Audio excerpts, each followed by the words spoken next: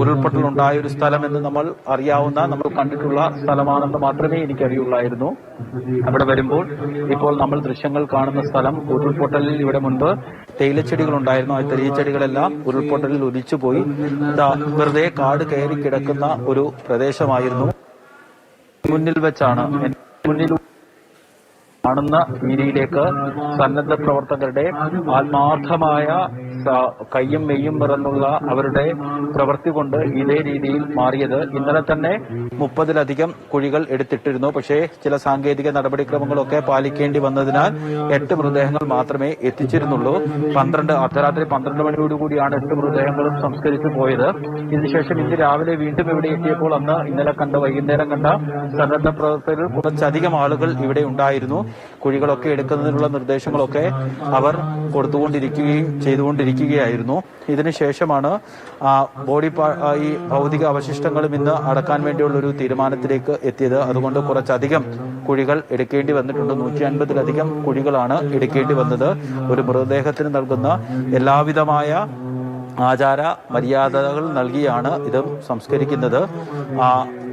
എല്ലാം ഉണ്ടായിരുന്ന, സർവ്വതും ഉണ്ടായിരുന്ന ബന്ധുക്കളും സുഹൃത്തുക്കളും പേരും മേൽവിലാസവും ഒക്കെ ഉണ്ടായിരുന്ന മനുഷ്യരാണ് വെറും അക്കങ്ങളുടെ പിൻബലത്തിൽ അന്ത്യവിശ്രമം കൊള്ളാൻ വേണ്ടി പോകുന്നത്.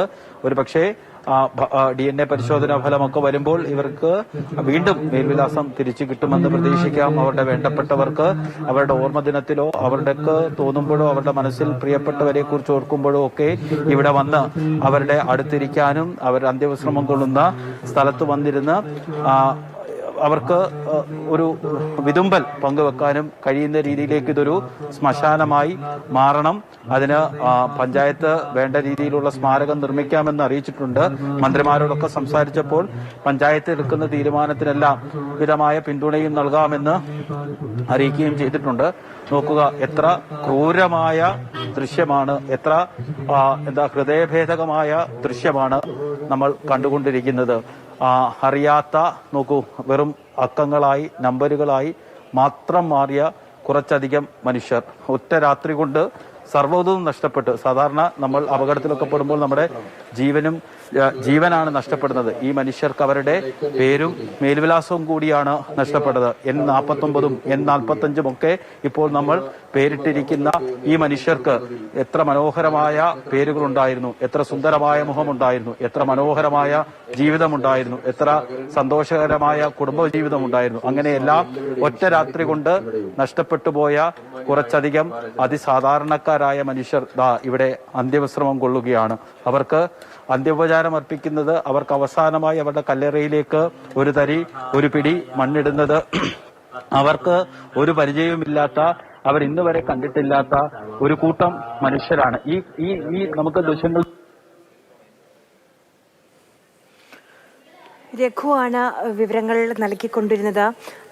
ഈ ഭൂമി പുത്തുമല കേരളത്തിന്റെ തീരാ നോവാണ്. നമുക്കറിയാം, ആ ഒരു ദുരന്ത ഭൂമി ഇന്ന് മറ്റൊരു ദുരന്തത്തിന്റെ ഇരകളെ ഏറ്റുവാങ്ങുകയാണ്.